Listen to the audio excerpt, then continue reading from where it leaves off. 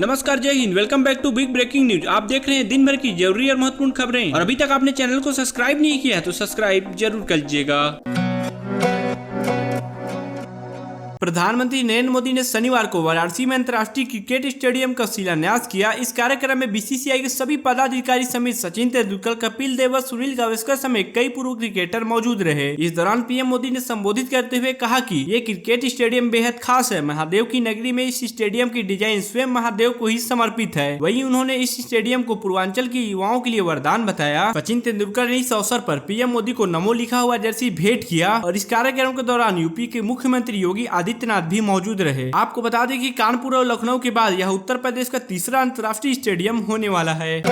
पाकिस्तान के कार्यवाहक प्रधानमंत्री अनवुल हक काकर ने शुक्रवार को संयुक्त राष्ट्र महासभा के 78वें सत्र को संबोधित करते हुए एक बार फिर कश्मीर राग अलापा है। उन्होंने संयुक्त राष्ट्र में कश्मीर पर प्रस्ताव पास करने व वहां मिलिट्री हस्तक्षेप की मांग की। इस पर शनिवार को भारत ने करारा जवाब दिया है। भारत के फर्स्ट सेक्रेटरी पेटल गहलोत ने पाकिस्तान को खरी खरी सुनाते हुए कहा कि केंद्र शासित प्रदेश जम्मू कश्मीर भारत का अभिन्न हिस्सा है। पाकिस्तान को हमारे आंतरिक मामलों में बोलने का कोई अधिकार नहीं है। वहीं राइट टू रिप्लाई के अधिकार का इस्तेमाल करते हुए पेटल गहलोत ने कहा, पाकिस्तान जब दूसरे के आंतरिक मामलों में झांक रहा है तो उसे अपने देश में हो रहे घोर मानव अधिकारों के उल्लेखों को पहले देखें और उसे तुरंत बंद करें।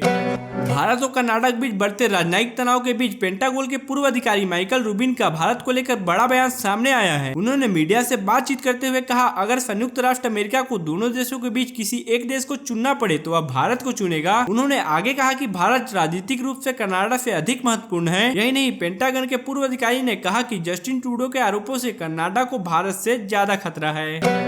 बॉम्बे हाईकोर्ट के जज गौतम पटेल ने शनिवार को एक कार्यक्रम के दौरान सिंघम जैसे ब्लॉकबस्टर फिल्मों को लेकर एक बड़ा बयान दिया है। जस्टिस पटेल ने ऐसे फिल्मों को लेकर कहा कि ये गलत मिसाल कायम करती है और समाज में खतरनाक संदेश देती है। उन्होंने आगे कहा कि एक पुलिसकर्मी द्वारा रोल निभा रहे हीरो द्वारा तत्काल न्याय देने की सिनेमाई कल्पना ने न केवल एक गलत संदेश दिया है बल्कि कानून की उचित प्रक्रिया का इंतजार नहीं करने के ट्रेंड को भी बढ़ावा दिया है।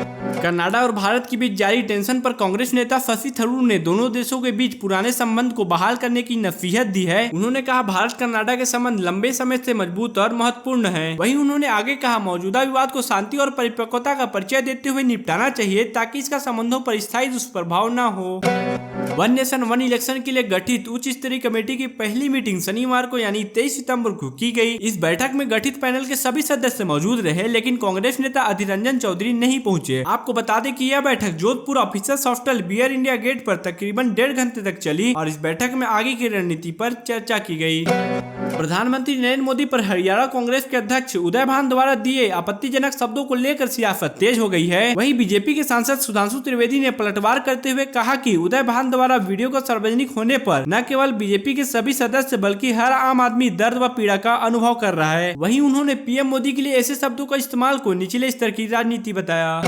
कांग्रेस नेता जयराम रमेश ने नए संसद भवन को लेकर एक नया ट्वीट किया है और लिखा है कि इतने भव्य प्रचार प्रसार के साथ उद्घाटन किया गया नए संसद भवन प्रधानमंत्री के उद्देश्यों को स्पष्ट रूप से दिखाता है। वहीं उन्होंने आगे कटाक्ष करते हुए कहा कि इसे मोदी मल्टीप्लेक्स या मोदी मेरिएट कहा जाना चाहिए। वहीं बीजेपी नेता रविशंकर प्रसाद ने इस बयान की निंदा की है और कहा, आपको संसद का अपमान करने का कोई अधिकार नहीं है। मैं बीजेपी की ओर से इस बयान की निंदा करता हूँ।